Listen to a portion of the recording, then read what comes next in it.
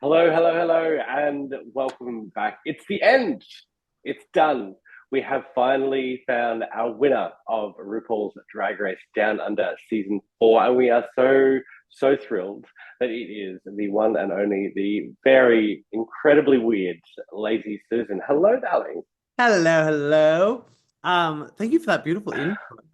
I like incredibly weird. I'll Ah, take that. well, it's I think it's my favorite thing about you. Is it's that part, it's that part of Australian drag that you represent that is so Australian. It's just that fucked up weirdness. I Truly. think I that's mean, what we do down under so well. absolutely. I mean, you'd be remiss, like I think Australia does have some of the oddest contributions to art and culture like over the years. Like I can't like we are the country of the castle and Muriel's wedding and Priscilla, and like these are all deeply strange things to put out into the world. And so I'm glad to be just a small part of that tradition of odd people from this like weird upside down place. I'll add you to the list Yes, now, please. forever known. Someone needs to add me to the list of notable people from Upway. I've been trying to get on that list on the Wikipedia for 1,000 years. Have it known. from Exclusive. up from Upway. Upway, So which is where I was born and raised in Upway. But currently, there's a guy that went to my primary school, Rory Sloan, who is like the like most notable person. He's an AFL guy. And I've always, all I've ever desired is to be on my Wikipedia for my hometown for notable people. I'll have to get it changed. And somebody who knows how to edit Wikipedia, get out there Come and do it. on. Yeah, no, none of us. We obviously do not have the skills. We do not understand this, but for someone listening, you go and do that. So what's your inspiration for this kind of whacked out fucking weirdness that you have? Is there a particular place or person, or is it just been thrown together from the universe? I think a lot of my drag is inspired by my love of film. Like I really like kind of embodying a character or a scenario. And so I think, even the way that I've done my entire season of Drag Race was I had to kind of justify each of the looks as a different character and as a different world that she might inhabit, this like version of Lazy. So like yeah, I really take a lot of inspiration from like obviously John Waters and like Pedro Almodovar, like these like icons of queer cinema who make these like really interesting and beautiful and distinct like looks. Like yeah, each one of the looks is kind of takes something from film and kind of invents a scenario that I could live in. Have they, I suppose, that ideas or concepts or things you kind of already have sort of in your weird Lily Susan workshop sitting there waiting for you to push together, or they the characters sort of hit you and then you start pulling all the pieces together? Yeah, normally like it kind of comes like each thing will just be born of a single little seed, and then it will slowly like all the other pieces will be added on top. So, for example, like the hologram fan, I just seen that and I was like, I assume when I saw it in the wild somewhere, I was like, I assume that that's relatively cheap and also relatively like you could program it with your own custom imagery. And so I was like, I wonder if you could battery power it. And then I'm like, I wonder what woman would be wearing this because then it's like it reminded me of that kind of schlocky like Paul Verhoeven-y Total Recall kind of like um campy versions of science fiction from the future. And so I was like, I wonder if I could do a look that's like a woman that inhabits this kind of campy science fiction future that you might see in the background of one of those films. And so like that was the like it started with just the tech and then from there like the storyline kind of spun out from that moment. I love that. I like so many people would have just gone, all right, let's find a sheer dress. Let's find a sheer. Well, was it sheer? That's the main question of the hour. Poor Mandy. Poor Mandy. Um, Now you talk about film and you talked about theatre as well. Is that your background? Did you go to university and you studied the arts Yeah. in some capacity there? I studied I did a Bachelor of Film and Television at VCA, and that was like I really was on the path to become a writer and director of film, which is I mean still in the blueprint for what I'd like for my life. But at a certain point after film school, I was like, I just don't think that I have um like yet the story that I want to tell, or I am not yet the person that is like ready to be like the author of a whole film. So I went away and kind of started doing drag because it felt like this really satisfactory version of creativity that was super immediate and super low stakes. And it became this addiction because you had this craft that you could just invent an idea on Monday and have it out by Thursday and have it forgotten by the Thursday after. And I love that. I love this idea that like creativity is something you're just constantly practicing.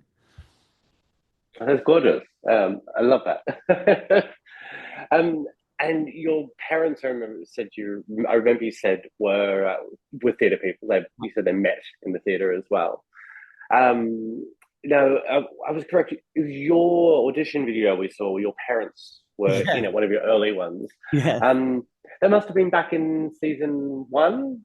That was for season, oh God, it was for an American season because I'm an American citizen as well. So I had been auditioning Ah, for the American season, and then I did 3 seasons auditioning for the American season and didn't get anywhere. And then when the Australian one came out, I was like, well, I'm gonna really put my focus on getting onto the Australian one.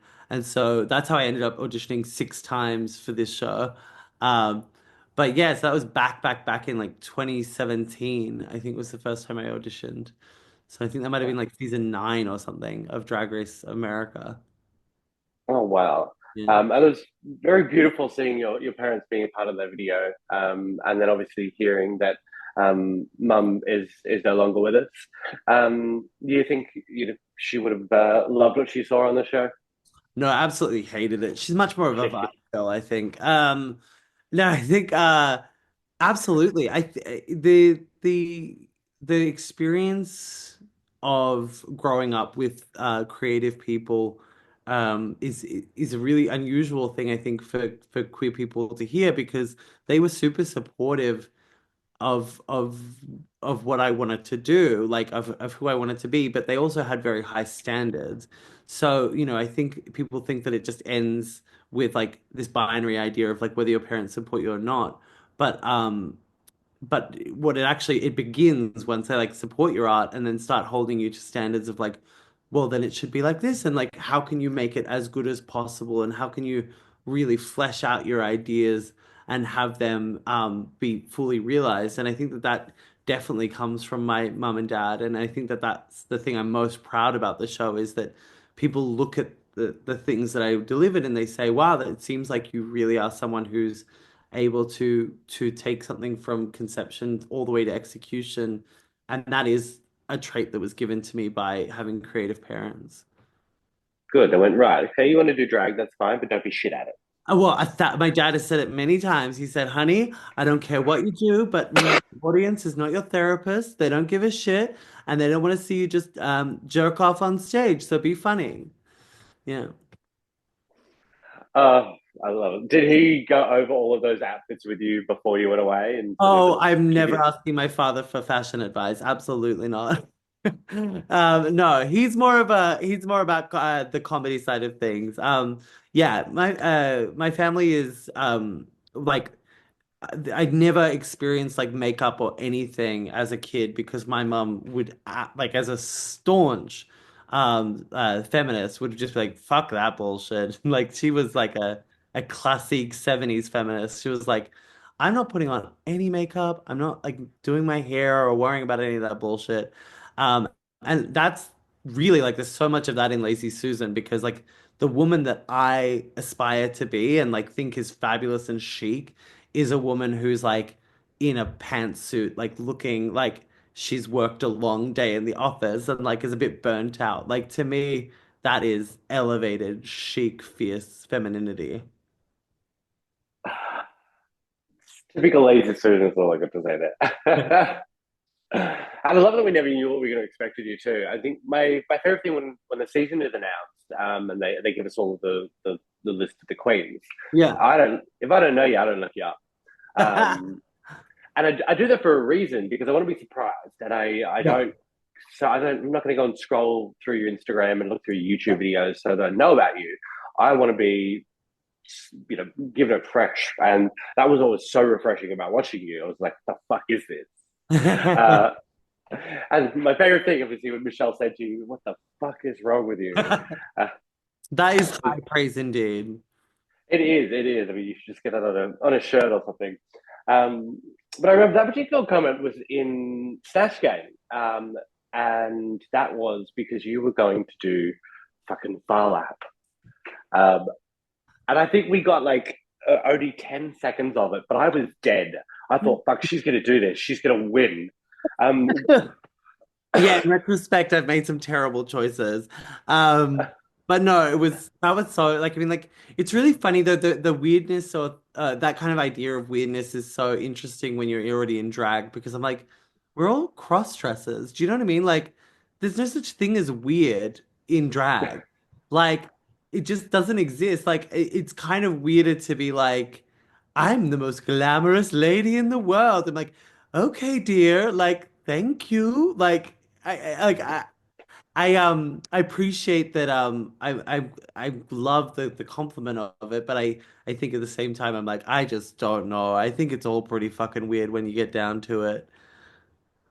True. It's all just different levels of weird. Yeah, yeah, we're strange people.